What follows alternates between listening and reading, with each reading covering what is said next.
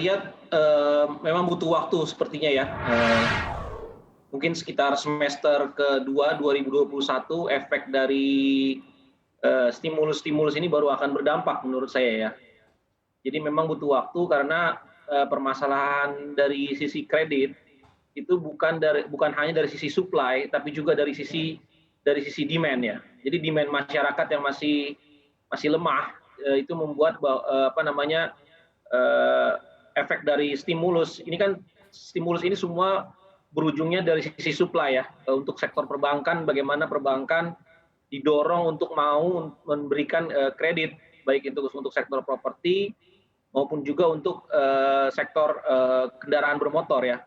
Nah, kalau kita lihat dari sisi perbankan, memang ada risiko, kekhawatiran mereka terkait dengan kredit ya, tapi kalau, nanti akan terjadi, default dalam kredit mereka, itu yang mereka khawatirkan, makanya diberikan stimulus-stimulus ini.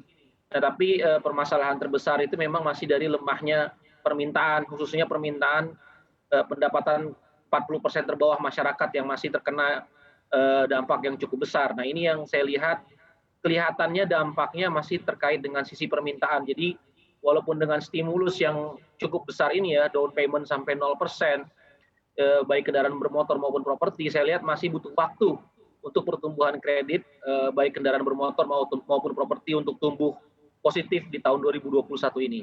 Kemungkinan semester kedua lah baru kita lihat efek positifnya. Seiring juga yang Anda sampaikan kalau pertumbuhan kredit ini sebenarnya kan masalahnya adalah daya beli begitu. Lalu untuk stimulus yang sudah diberikan jor-joran ini, menurut Anda yang mana sih sebenarnya yang paling urgent dan yang mana yang tidak terlalu urgent? Kalau saya sih melihat, yang dari berbagai stimulus ini yang sebenarnya tidak terlalu urgent itu adalah, penurunan tingkat suku bunga ya.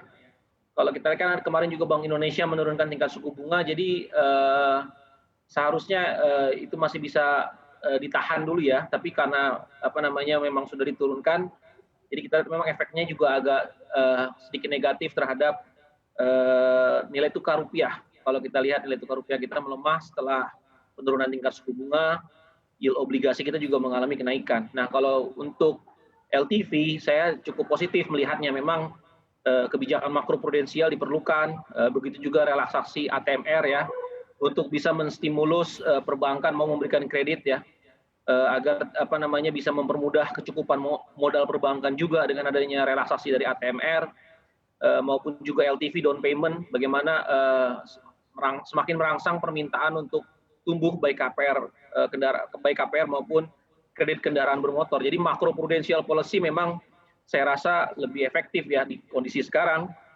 dibandingkan, dengan misalkan penurunan tingkat suku bunga.